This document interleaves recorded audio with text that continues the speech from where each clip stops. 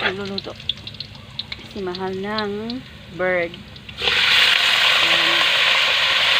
Hindi yan manok guys, bird yan, bird yung mga ibon. Trabaho ko sa Sibayaw kahapon sa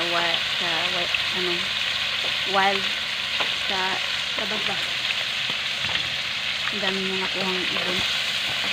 Ilang piraso tikling, 5. 5 tikling daw. Binigyan niya kay Mahal at kanyang adubuhin. Grabe, kasi ilo ka. Nasilo. Ayan, nasili pala.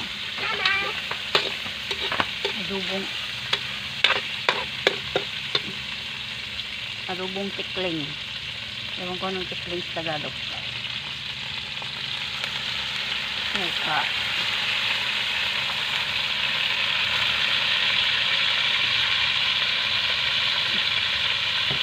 Masarap ito sa manok guys.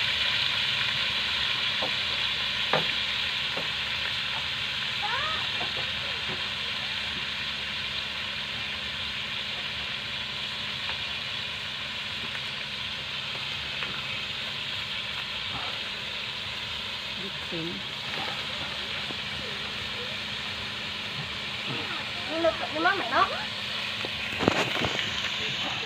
Yan, may mga batang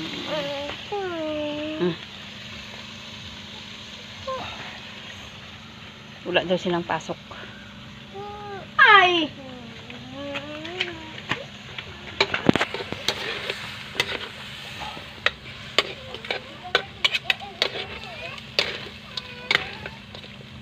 Yan na sila.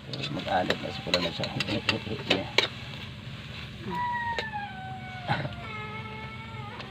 Maghanap ng ano yan, ng kakampi.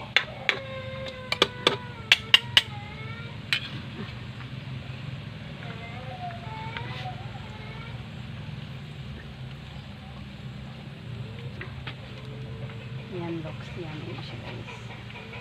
Lox and Lex.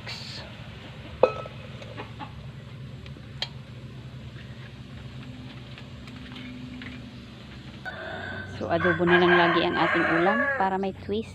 Kukuha tayo ng okra. Mayroon tayong bunga ng okra dito. Isa. Mayroon pa ditong isa na maliit. Lalaki pa to eh. Pero kunin ko na siya. Kasi wala tayong gulay. Ito pa. 3 pirasong okra.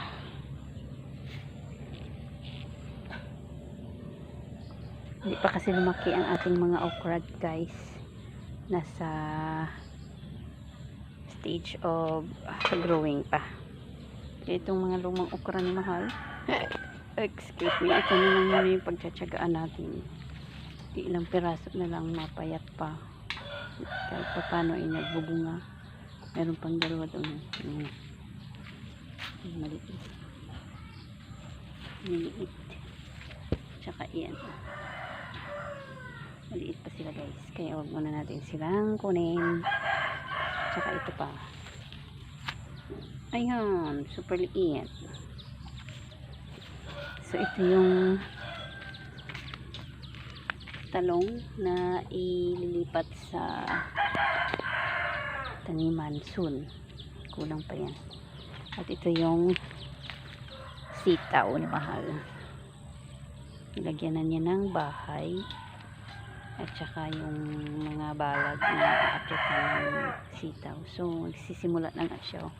Ang araw pa na namin ginawa yan. Pero yan, simula na siyang gumapang. Tingin nyo guys, tuwa sila. May abono na rin yan. Yung taba-taba nila. Naglagay si Mahal ng kunting asukal.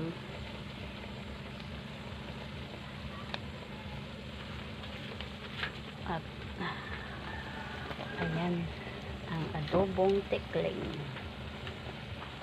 Ibon na mahaba ang paa.